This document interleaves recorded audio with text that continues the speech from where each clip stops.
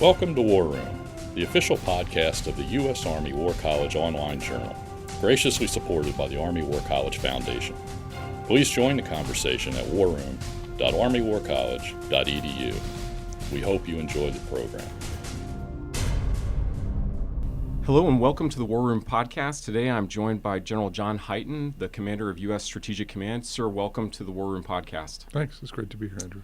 General Hyten is, as I mentioned, currently the commander of U.S. Strategic Command. He's a 1981 graduate of Harvard University, and we were discussing before we recorded that you don't have many fellow Harvard graduates in your circles. I love my alma mater, but I didn't have any plans of making the Air Force a career. I was going to be 4 years and get out, and they were paying for my school, so I was more than happy with that. But I look at some of my friends who have longtime academy classmates that are with them, and I haven't had any of my classmates in the Air Force in almost 30 years. So I'd love to know, just as an aside, how you ended up staying in. You know, what was it that changed your mind? So the big thing that changed my mind was a focus on the people, a focus on the mission, and working for something bigger than you are. But it really came clear when I was at the 9-year point, and I actually realized I needed to get on with my life, I thought. And so I interviewed with companies, and I got the dream job offer that I wanted, tripling my salary, signing bonuses. We'd afford the house in my hometown on the golf course, all the things I thought I wanted. And I came home and I told my wife, and we had one little baby and a new baby on the way, and I said, I've decided to go to the Air Force. And she asked me, so I thought you loved the Air Force. And I said, I do love the Air Force. And she said, why are you going to quit? I said, well, I'm not quitting. I'm just taking it. No, you're quitting. I thought you loved the Air. I do love the Air Force. He says, well, why are you going to take another job then? I said, well, we have more money. Don't you have enough money now? I said, no, but we'd have more, and we could get a bigger house. She says, you don't like where we live either? Are you not happy with anything? And after about an hour, I'm a pretty smart guy, I realized, she just kept asking me over and over, and I do love the Air Force. So why would I quit what I love and the people that I love working with to go chase a dollar? And so my goal then was, if I could somehow command one time before I finished, that would be great. And as a blind kid from Alabama, that's actually a stretch goal. And the fact that I got to do that now multiple times, including at the command level, is pretty crazy. That's a fantastic story. It sounds like your wife would have been home talking with Socrates, right? So she has a skill in asking questions that kind of gets you to some underlying truth. Yep. So she's the smartest one in the house. There's no doubt about that. And she just keeps asking me the obvious questions. And I've thought about these things a lot, but somehow I'm just slow sometimes, and I don't quite get it. But yeah, I love the Air Force, and I love the military, and I love working with the other services. I love defending this country. I love waking up every morning and still putting on a uniform, even after 37 years. That's a pretty neat thing to do. Well, that's a sign that it means a lot to you. So as you consider your own leadership responsibilities, are there leaders out there that, either living or dead, or that you've known personally or not, that you admire? Gosh, there's so many that I admire. People ask me a similar question: do you have a mentor? And I actually don't have a mentor. I have about 50 mentors. My first boss in the Air Force was an Air Force captain who retired as a colonel named Ed Seward. He kind of showed me the way. My first commander was a colonel named Bob Hedges. He showed me the way. I've worked for General Tom Moorman, kind of the hero of the Space Force in the Air Force. I've got to meet General Schriever. I've got to meet General DeCook. Both have passed away now. They were my heroes. I've got to work for General Shelton and General Chilton and General Kaler and General Lord, and they've all seen something in me that they thought was worth saving. And I tell you, those folks that I just ticked off, when I look back in my life and I think of how many times I was in trouble, big trouble, because I did something wrong, those were my bosses. And they're the ones I was in trouble with. And they're the ones that corrected my behavior and put me back on the path. And they're the ones that made me a general, and the ones that made me who I am. So it's pretty remarkable, is that teachers and mentors come in lots of shapes and sizes. But my family, my teachers in school, my bosses, from captains all the way to generals. I've had chiefs that took care of me. It's just there's no one person I can put in, but it's all of those that touched my life. Leadership, especially in a large organization like yours, is complex. Are there some things that you try to remember to simplify things for yourself, some underlying principles? So I always try to remember where I was when, like today when I'm speaking to the War College, I try to remember when I was at that level and what I was thinking. If I'm talking to airmen, I try to remember what I was thinking when I was lieutenant. If I'm talking to commanders, I try to think of what I was thinking when I was a commander. So I don't want to talk about what's important to me. I want to talk about what's important to them.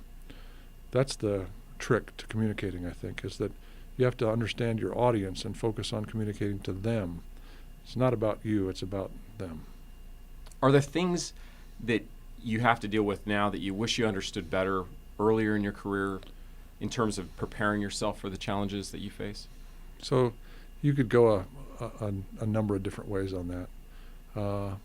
I think the biggest thing that I wish I knew now that I could have explained earlier is I wish I could explain to my wife all the things that were going to come with this for the last few years. I mean, I'm just an airman trying to do the best job I can with very difficult challenges in a very difficult world, working with the best people that I can. But the way the world is right now, I get criticized. I get things said about me that aren't true. And I understand that's part of the job, but I never explained that to my wife. And I wish I'd have done a better job of explaining what was going to happen, but I really didn't know what was going to happen, so I couldn't do that. But if I could go back in time, as my boss called me up and said, "Hold on for the ride, you're going to be a 1-star," I wish I could have sat down with Laura and not just celebrated, but said, "Okay, here's the things that are going to happen when you become a general officer." And I really didn't understand that. So that's probably the biggest issue. And then the application of mission orders that I learned when I was a squadron commander. And I didn't do it well my first year as a squadron command, but I learned to do it well as the second year of squadron command. That's the biggest lesson that I carry forward in leadership, because people actually want to do their jobs. And so the job of a commander is to do your job, not their job.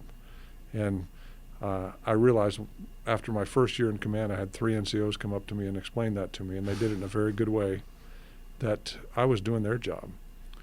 And they would really appreciate it if I did my job. And so my job as a commander, it's not to be the supervisor of airmen, it's not to be the supervisor of soldiers and sailors and Marines. My job is to be the commander, and to let the NCOs do their job, let the officers do their job, let the commanders do their job, the directors do their job. And when that happens, people are actually emboldened and enabled to do their job. That's, to me, leadership. It seems like it's getting easier for higher level commanders to be more involved, though, at lower levels, right? I mean, technology in many ways enables that. So how do you kind of prevent yourself from getting dragged down? I fight against that every day. And so the way I do that is that unless something is broken, I refuse to dig down into it. If something is broken, I'll dig down in. And if I don't like what I see, I'll dig a little further. Mm-hmm. And the great thing about command now is, like you say, you can go all the way down if you need to quickly, which is useful. But I will only do that if something is broken. If things are going right, then I'm going to give the commanders all the room, and that means I have to stop, even if I'm curious about what's going on, and let the commanders do that job.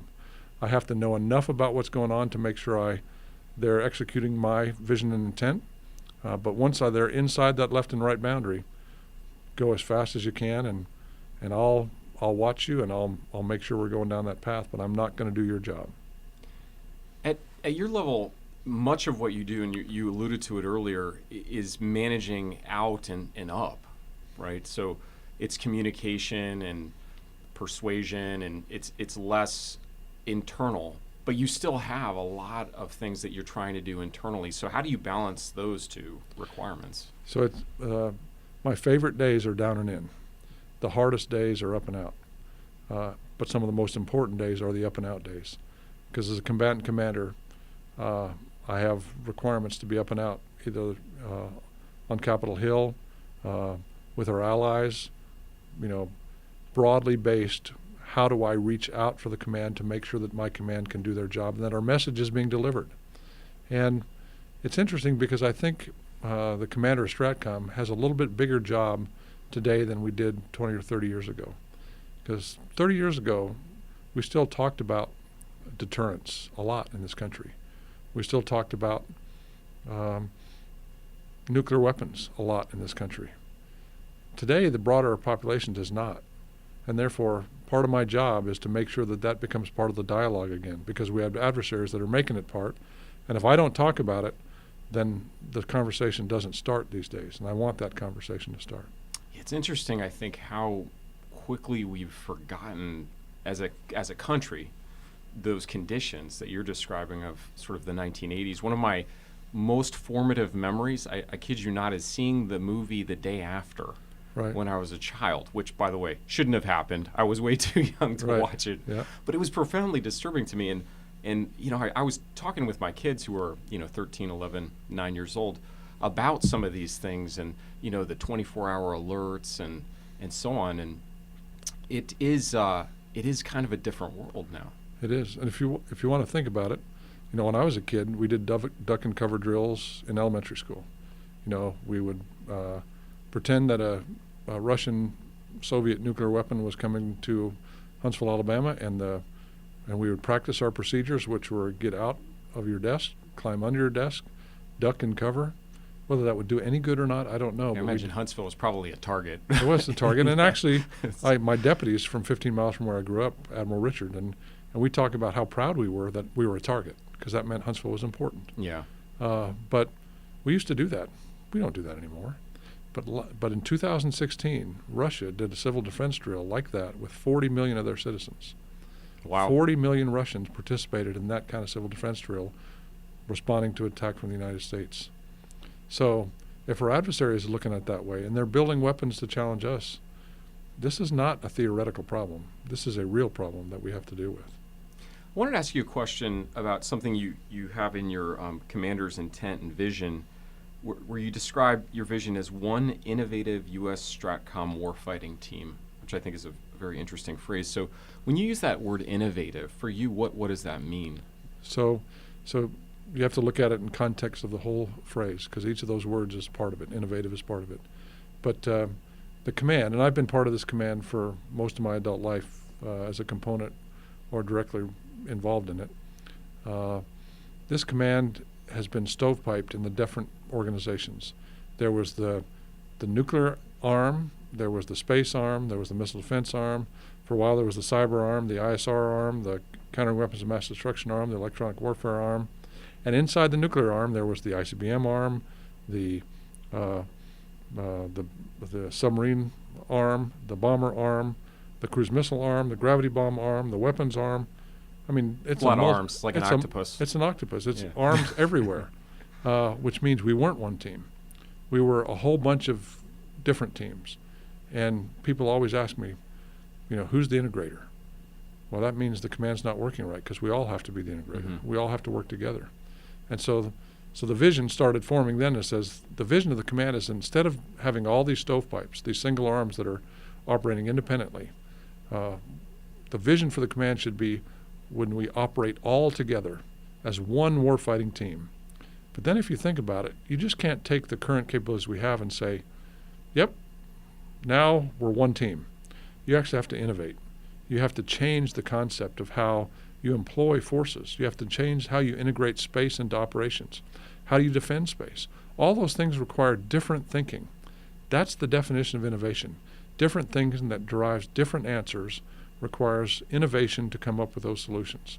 So it's one innovative warfighting team across all the domains where we don't care where the effect comes from. It's all about deterring the adversary and, God forbid, if we have to, defeating the adversary.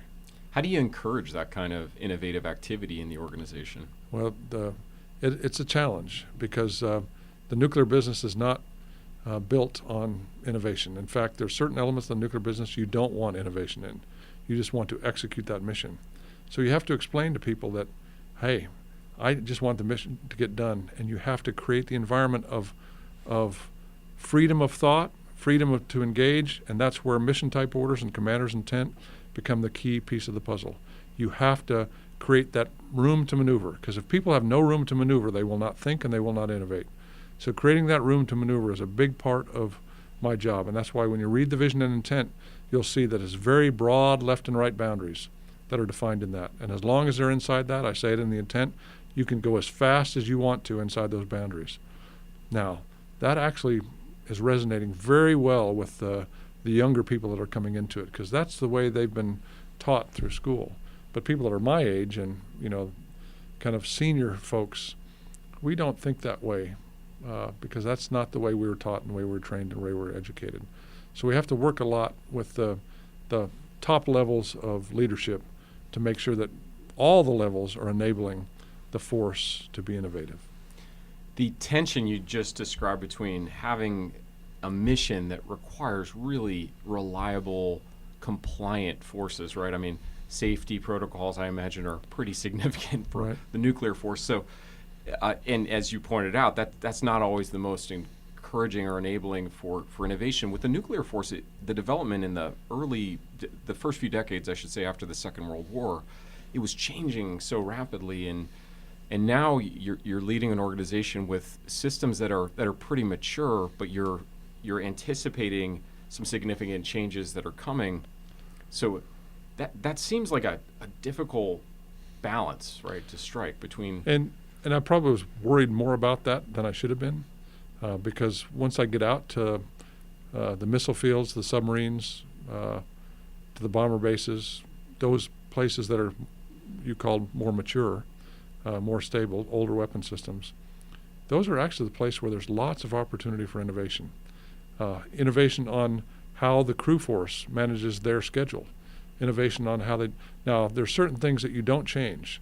If you're going to employ a nuclear weapon, you're going to do it the right way, on the right order, and that's the only way there is, and there's dozens of safeguards in the system. Make sure you can do it no other way.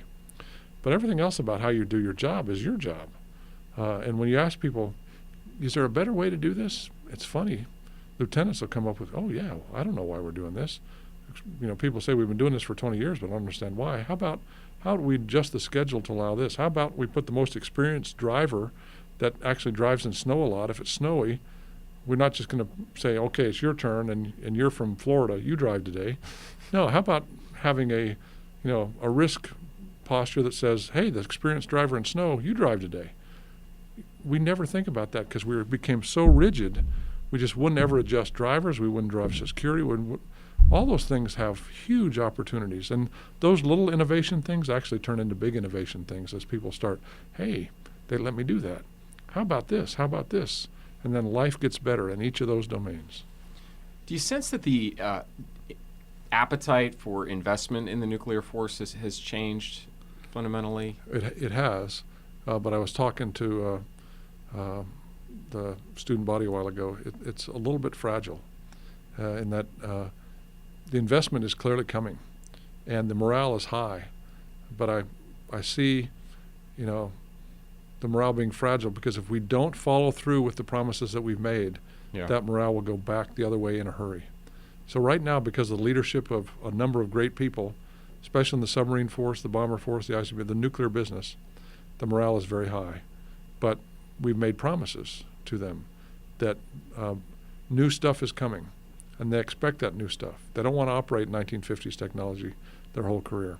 So we've got to follow through with that stuff, and we've got to be more prompt in delivery of those capabilities because it can't take 15 years to build a new ICBM. Yeah, for years in the Cold War, the nuclear force was sort of picking first, right, from the budget. I mean, we invested huge amounts in it, and that's certainly not been the case since the collapse of the Soviet Union. We sort of understand how maybe a pause was appropriate, but now it's 30 years almost since. Yeah, but you also look at our adversaries didn't pause. No. Russia increased their nuclear expenditures by 50% in the year 2000. That's 18 years ago now. They've been modernizing their force the last 20 years. We just started the modernization force a couple years ago. We're 15 years away from delivering a modernized force. The Russians will be mostly done in 2020. The Chinese will be mostly done in 2020. We're actually trailing in the modernized force. Fortunately, when it comes to the nuclear capabilities, the only thing that is important is it safe, secure, ready, reliable, and undefeatable, to make up a word, by the adversary. And our stuff is right now. And I think it'll last through, it certainly will last my entire tenure and the guy that comes after me and the person that comes after them. But the commander after me, I'm a little worried that we could put him or her in a position where they can't make the statement that I can respond to any threat that's, and we can never allow a commander to be in that position. Yeah. Well, and to be clear, I wasn't implying that we're still in an appropriate pause. I think it's been obviously far too long. So last question, one we like to ask when we speak to leaders like you, is there something you've read recently that you're very struck by that you'd like to recommend to the audience, and why? So I think there's a couple books that I read recently.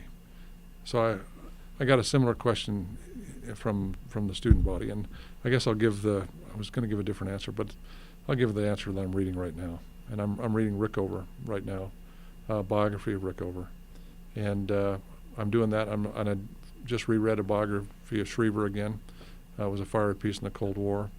I read Eric Schlosser's Command and Control again, because my biggest fear has been for the last couple of years that our country's lost the ability to go fast, and where adversaries are going fast. So how do we recapture that? And so I wanted to look at people that went fast. And Rickover took a reactor that was the size of a small building and put it on a 28-foot submarine and went around the world in 5 years under the water. Schriever built 800 new 3-stage solid rocket ICBMs with new command and control, new infrastructure, new launch control centers, new missile alert facilities, 800 of them in 5 years, for a fraction of the cost that we're spending today to build 400. So how did they do things to go fast? So I'm reading that to learn from those kind of leaders. And I guess the last piece is my favorite book on leadership is a book called Partners in Command. And it's about Eisenhower and Marshall. And I would recommend that book to anybody, because if you want to know the definition of selfless service, read the story about Marshall when he's offered the job of Supreme Allied Commander in Europe, and he turns it down. And the rationale is just unbelievably insightful. And if you talk about one of the greatest Americans of our entire history, it's George Marshall, General of the Army, Secretary of Defense, Secretary of State, the Marshall Plan. But the decision that day, I think, is probably one of the most significant decisions in our history, and it's lost in the history books in most time, but Partners in Command tells it really well. Well, sir, thank you very much for taking the time to speak with us today in the War Room. We really appreciate you sharing your insights. Well, thanks very much for the time. I enjoyed it. And thank you for joining us. We hope you'll join us next time. And that concludes our program. Thank you for listening. The views expressed in this podcast reflect those of the speakers and do not necessarily reflect the views, policies, or positions of the U.S. Army or the Department of Defense. Let us know what you think. Provide us your feedback, comments, or suggestions through our webpage at warroom.armywarcollege.edu. And have a great day.